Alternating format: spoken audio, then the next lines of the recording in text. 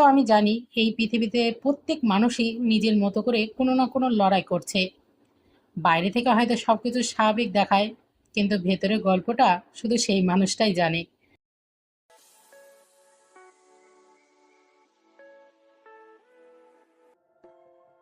আজকের এই ভিডিওতে আমার দিনের কিছু কিছু ছোট্ট ছোট্ট মুহূর্ত আপনাদের সঙ্গে ভাগ করে নিলাম। ব্যস্ত জীবনের প্রতিদিনই লুকিয়ে থাকে কিছু সুন্দর স্মৃতি, কিছু আনন্দ, আর কিছু অনুভূতি, যা আমাদের নতুন করে বাঁচার শক্তি যোগায়। আপনাদের ভালোবাসা, উৎসাহ এবং সমর্থনই আমার এই পথ চলার সবচেয়ে বড় প্রেরণা। আশা করি আমার এই ছোট যাত্রায় আপনারা সবসময় আমার পাশে থাকবেন এবং এভাবেই প্রতিদিন গল্প, অনুভূতি ও জীবনের রঙিন মুহূর্তগুলো একসাথে উপভোগ করব। নমস্কার, হাই এভরিওয়ান, কেমন আছেন সবাই? আশা করছি ভালো আছেন, আমিও ভালো আছি। আজকে সকালটা শুরু হয়েছে রান্নাঘর দিয়ে, কারণ আজকে বাড়িতে আত্মীয় আসবে। আত্মীয় বলতে মামা শ্বশুর আসবে। তো সেই জন্যই মাংস নিয়ে এসছে। সকাল সকালই মাংসটা রান্না করব। মাংসটা ধুয়ে আমি কিছুটা মাংস তুলে রাখবো, সলিড পিস, ওই যে একটু স্যুপ বানাবো তাই। বাড়ি আগেও একবার ট্রাই করেছিলাম, খেতে সুন্দর হয়েছিল ফার্স্ট টাইম ট্রাই করে।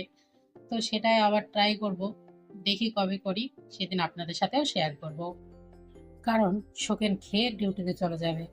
বাবুর জন্য সকালে কিছু করিনি, ওই জন্য ভাতটাই সকাল সকাল বেশি বসিয়ে দিয়েছি, যাতে একেবারে সকালে দুপুরে হয়ে যায়। তো চলুন রান্না করতে করতে কিছু কথা বলি। এদিকে আমার পেঁয়াজ রসুন কোটা হয়ে গেছে, আলুটাও কুটে নিয়েছি। আলু আমি আগে ভাজি না, আমি মাংসের সঙ্গে দিয়ে দিই। কিভাবে রান্না করি দেখুন আপনারা, তাহলেই বুঝতে পারবেন। আলুর ভেতরে মশলাপাতি ঢুকে যায় আর আমারও ভালো লাগে। আর এই আলু না ভেজে মাংস দিয়া, এটা আমি শিখেছি আমার ছোট মামা শ্বশুরের কাছ থেকে। আত্মীয়র ভেতরে সবাই খুবই ভালো, কিন্তু আমার বেশি বন্ডিং হয় ছোট মামা আর ছোট মামি শাশুড়ি, এদের দুজনের সঙ্গে। কারণ আমার বিয়ের রাত্রে বানিদা, মানে আমার বড় মাসি শাশুড়ির জামাই, আর এই ছোট মামাই ছিল। পরের দিন নিয়ে আসতে হয়, তো এনারা দুজনেই ছিল। তো সেই হিসেবে বন্ডিংটা এদের দুজনের সঙ্গে একটু বেশি ভালো। তো চলুন, তেল গরম হয়ে গেছে, পেঁয়াজটা একটু লাল লাল করে ভেজে নিই। আর আমি রসুনটা থেতো করে নিচ্ছি, যাতে পেঁয়াজের সঙ্গে ভেজে নিতে পারি। আমার শ্বশুর আবার একটু পেঁয়াজ লাল থাকলে হবে না, পেঁয়াজ আবার পুড়ে গেলেও হবে না, মানে মিডিয়াম ভাবে রান্না করতে হবে। তো সেটা আমার মাঝে মাঝে হয় না। তা আমি কি করি, তেলে সামান্য একটু চিনি দিয়ে দিই, তাতে পেঁয়াজটাও লাল লাল হয়ে যায় আর পোড়া পোড়াও হয়ে যায় না। এই যে রসুনটা দিয়ে দিলাম, আদাটা এদিকে গ্রেট করে রেখেছি। আজকে আর বাড়িতে বেশি রসুন ছিল না, ওই জন্য একটা রসুনই দিব। যেহেতু জিম করি তো গায়ে হাত পা ব্যথা হয়, আর এই রসুন খেলে বেশ গায়ে হাত পার ব্যথাটা তাড়াতাড়ি কমে যায়। আপনাদের যাদের যাদের গায়ে হাত পা কিংবা গেটেতে ব্যথা হয়, আপনারা বাড়িতে 2 কোয়া করে রসুন খাওয়া ট্রাই করেন। প্রথম প্রথম একটু অসুবিধা হবে, কিন্তু পরে দেখবেন আপনারা প্রচুর উপকার পাচ্ছেন। আমিও প্রথম খেতে পারতাম না, কিন্তু আস্তে আস্তে ট্রাই করেছি। তো এখন আমার রসুন খেতে অসুবিধা হয় না, কিন্তু আমার এখন ভালোই লাগে। আর এই ব্যথা ট্যাথা হওয়াটাও তাড়াতাড়ি কমে যায়। আজকে পুরো 1 হাঁড়ি টাপ টাপ ভাত হয়েছে, যেহেতু সকালে খাবে দুপুরে খাবে ওই জন্যে। তাই ডবল করে উবুর দিতে হচ্ছে। মানে প্রথমে একবার উবুর দিয়েছি, একদম জলটা হাঁড়ির মুখে মুখে চলে এসেছে, ওই জন্য ওই জলটা ফেলে দিয়ে আবার উবুর দিচ্ছি, যাতে ভাতের যে ভেতরে যে আটকে জল যদি থাকে তাহলে সেটা পড়ে যাবে, ওই জন্যে। আমাদের জীবনটা খুবই ছোট, কিন্তু এটা বোঝে কজন। সবাই পুরনো কিছু জিনিস নিয়ে ঘাটাঘাটি করতে বেশি পছন্দ করে, কেউ পুরনো জিনিসটা ভুলে নিজের পথটা এগিয়ে যেতে ভালোবাসে। আমি তার মধ্যে একজন। আমি পুরনো জিনিসটা অতটা মনে রাখি না। হ্যাঁ, যাদের আমার নিয়ে সমস্যা তাদের থেকে আমি দূরে থাকি, দেন আমার পথে আমি এগিয়ে যাই। তো জীবনে সবসময় একই রকম থাকে তা নয়, কখনো কখনো আনন্দও আসে, আবার কখনো কখনো খারাপ দিনও আসে। তবে আমার মনে হয় খারাপ দিনটা সকলের জীবনে আসা প্রয়োজন। তখনই মানুষ চেনা যায় কে আমার প্রকৃতভাবে পাশে থাকছে আর কে আমার প্রকৃতভাবে দূরে ঠেলে দিচ্ছে। এরকম সমস্যা আমি অনেকবারই পড়েছি, আর সেই পড়ার থেকে আমি অনেক কিছু শিখেওছি। কিভাবে নিজের জীবনটা নিজের ভাবে বাঁচা যায়, কিভাবে ওই যে পুরনো জিনিসটা না মনে রেখে, না মনে রাখা বলতে জিনিসটা নিয়ে ঘাটা, এই জিনিসটা আমি আর পছন্দ করি না। পুরোনো জিনিসটা আমার মনে আছে, কিন্তু আমি ওই জিনিসটাকে নিয়ে খোঁচাই না। তো এইটাই, আমি আমার পথে এগিয়ে যাই। তো যারা জিনিসটা নিয়ে মনে রেখে জিনিসটা নিয়ে খোঁচায়, তাদের থেকে তো আমি একটু ভালো থাকার চেষ্টা করি। তো আমি জানি এই পৃথিবীতে প্রত্যেক মানুষই নিজের মতো করে কোনো না কোনো লড়াই করছে। বাইরে থেকে হয়তো সবকিছু স্বাভাবিক দেখায়, কিন্তু ভেতরের গল্পটা শুধু সেই মানুষটাই জানে। আমি যেমন আপনাদের সামনে হাসি খুশিভাবে ভিডিও করি, তাই বলে কি আমার পিছনের গল্প নেই? আমার পেছনেও গল্প আছে। কিন্তু আমি সবসময় হাসতে পছন্দ করি। মাঝে হাসিটাও বন্ধ হয়ে গেছিল, কারণ অনেকে আমার হাসিটা পছন্দ করতো না, আমি জোরে জোরে হাসি বলে। বাপের বাড়িতেও শুনতে হয়েছে মেয়ে মানুষ হাসতে হাসতে হয়, এ বাড়িতেও শুনতে হয়েছে এত জোরে জোরে হাসে পাড়া প্রতিবেশীও শুনতে পায়। তো ওই জন্য হাসিটা আমি বন্ধ করে দিয়েছি। তারপর ভাবলাম, তারা তো অনেক কিছু করে, কই আমারও তো পছন্দ হয় না। আমার কথা ভেবে তো তারা সেই জিনিসটা বন্ধ করে না। তো দেখলাম না, নিজে ভালো থাকতে হবে। এই জন্যে আমি ছোট্ট ছোট্ট জিনিসগুলো আপনাদের সাথে ভাগ করে নিই, আমার নিজের কাজে এগিয়ে যাই। সারাদিন কে কি করলো না করলো সেই জিনিসটা নিয়ে বসে থাকি না, আমি নিজের কাজ করি, আপনাদের সঙ্গে টুকটাক গল্প করি, আর এই নিয়েই চলছে আমার জীবন। তবে এখন জিমে ভর্তি হয়েছি। জিমের যে টাইমটা থাকে, মনটা সত্যিই খুব ভালো থাকে, কারণ ওই টাইমটায় কেউ রোকটোক করার মতো থাকে না, যে এটা কেন করলাম না, ওটা কেন করছি না। ওখানে একটা টিচার আছে, সে সব সময় সব কিছু ঠিকঠাকভাবে বুঝিয়ে দেয়। ওখানেও স্যার আছে, সব কিছু বলে দেয়, আমাদের কষ্ট হলেও সেটা বোঝে। এই ছোট প্ল্যাটফর্মটা আমার কাছে শুধু ভিডিও শেয়ার করার জায়গা নয়, বরং নিজের অনুভূতিগুলো আপনাদের সঙ্গে ভাগ করে নেওয়াই একটি সুন্দর মাধ্যম। আপনাদের প্রতিটি মন্তব্য, ভালোবাসা আর উৎসাহ আমাকে আরো ভালো কিছু করার সাহস দেয়। যদি আমার কোনো কথা, কোনো ভিডিও বা কোনো ছোট্ট মুহূর্ত আপনাদের মুখে একটুখানি হাসি ফোটাতে পারে, তাহলেই আমার এই পথ চলা সার্থক। আপনাদের সাথে আজকে অনেক কথা বললাম, মনটাও অনেকটা হালকা হলো। যারা যারা আমার ভিডিও দেখবেন, কথাগুলো শুনে আবার কেউ মন খারাপ করবে না। আমার মতো হয়তো অনেক পরিবারও আছে, আবার আমার থেকেও হয়তো অনেকে খারাপ পরিস্থিতিতেও আছে। তো এটা নিয়েই আমাদের জীবন চলাচল করতে হবে। আর কিছু তো সমাজের মানুষই আছেই খুঁত ধরার জন্য। তা নিজের খুঁত আর নিজে নাই বা ধরলাম, কারণ আমি আমার কাছেই বেস্ট। সবাই তো খুঁত ধরে, আমি যদি খুঁতটা ধরি, তাহলে জীবনটা আর আমি চলতে পারবো না, বা নিজের জীবনটা নিয়ে আমি বাঁচতে পারবো না।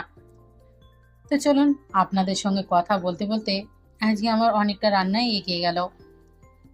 রান্না করতে করতে আপনাদের সঙ্গে মন খুলে কিছু কথা বলতে পেরে আমারও খুবই শান্তি লাগছে। জানি না কথাগুলো কার মনে কি প্রভাব ফেলবে, তবে আমি বলবো, আগে নিজেকে যত্ন নিন, তারপরে আপনি পাশের মানুষের কথা চিন্তা করুন। কারণ আপনি এক সময় দেখবেন সবার কথা চিন্তা করতে করতে আপনার যে নিজের একটা জীবন আছে, আপনার নিজের যে একটা শখ আছে, সেটাই আপনি আস্তে আস্তে ভুলে যাবেন। তো এই জন্যই বলবো, আপনি নিজেরও যত্ন নিন। নিজে যদি ভালো থাকেন, তাহলে আপনার পরিবারটাকেও ভালো রাখতে পারবেন।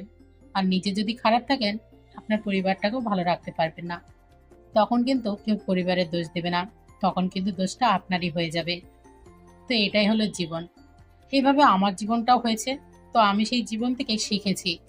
তো আপনারা সবাই যে যার নিজের জীবন থেকে শিখুন, কিন্তু কেউ পুরোনো জিনিস নিয়ে বসে থাকবেন না, এগিয়ে যেতে শিখুন। আমি গল্প করতে খুবই পছন্দ করি, আমার গল্প করতেও ভালো লাগে, কিন্তু মাঝে চুপ হয়ে গিয়েছিলাম।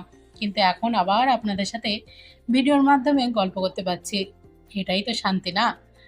দিনের যেটুকু ঘন্টা আপনাদের সাথে গল্প করি না কেন, কিংবা কয়েকটা মিনিট, এই যে ছোটখাটো ভিডিও শ্যুটগুলো, এগুলোই আমার জীবনকে বাঁচিয়ে রাখে, নতুন কিছু শেখার উৎসাহ দেয়। তো ওইদিকে তো সকাল সকাল রান্না হয়ে গেছে, আমি ভাবছি বিছানাটা আজকে একটু পরিষ্কার করব। তো বিছানা চাদরটা আমি তুলে নিয়েছি, মানে আমার ওই নিচের যে গদিটা, ম্যাট, ওইটা আমি ঘুরিয়ে দিব। ওই দিকটা একটু উঠে যাচ্ছে, ওই জন্য মাথাটা দিব পায়ের দিকে, আর পাটা দিব মাথার দিকে। যেহেতু হেলদি চেহারা, একা একা করতেও খুব কষ্ট হয়, কিন্তু কি আর করবো বলেন, একার জিনিস একারই করতে হয়। আজকে ঘরটাও একটু গোছাবো, কয়েকদিন ভাবছি গোছাবো গোছাবো করে আর গোছানো হয় না। সময় পেরে উঠি না, যেহেতু এডিট থাকে আমার, আরও দুটো ভিডিও এডিট থাকে, তো সেই জন্য আমার সময় করে পারি না। প্রচন্ড গরম, বিছানা চাদর গোছাতে গোছাতে প্রচন্ড কষ্ট হয়ে গেছে, যেহেতু ভারী মানুষ একা একা করতে কষ্ট লাগে। তো এখন এই ড্রয়ারটা গোছাবো, যতই গোছায় আজ গোছাবো 2 দিন পরে আবার যাতাই হয়ে যাবে। জিনিস নেবে কিন্তু জায়গা মতো জিনিস কেউই থই না, তো এটা হলো সমস্যা। পিছনে ওটা ইগনোর করুন, কারণ ওটা আমি এখন গোছাবো। জিমে যাই তো, এসে প্রচন্ড ঘেমে যায়, ওই জন্য নেড়ে দিই। আমার ঘরে ছাড়া নাড়ার কোথাও জায়গা নেই, বাইরে নাড়তে পারবো না আমি। এটা আমার বাড়ি না যে আমি যেরকম খুশি যেখানে খুশি জিনিসপত্র নেড়ে দিতে পারবো। ওই জন্য ঘরের ভিতরেই দড়ি টাঙানো, ওখানে এসে নেড়ে দিই আমি। খাটের পাতা নেইনি, বাপি বলছিল নেওয়ার কথা, মা বাপি, কিন্তু আমি নেইনি। ওই যে খাটের পাতায় ঝুলুন আমার পছন্দ হয় না, ওই যা চারদিকে থাকবে আর এসে এসে ঝুলিয়ে দেবে, ও আমার একদম ভালো লাগে না। ওই দড়ি টাঙানো থাকে বর্ষার সময়টাই, তারপরে শীতকালে আবার খুলে দিই, আবার গরমকাল আর বর্ষাকাল টাঙানো করে। তো এই গুছিয়ে নিই, তারপর আবার আপনাদের সঙ্গে কথা বলছি। পুরো ঘেমে চান হয়ে গেছি, বাইরে বৃষ্টি হচ্ছে, রোদও হচ্ছে, ওই জন্য গরমটা পড়েছে বেশি।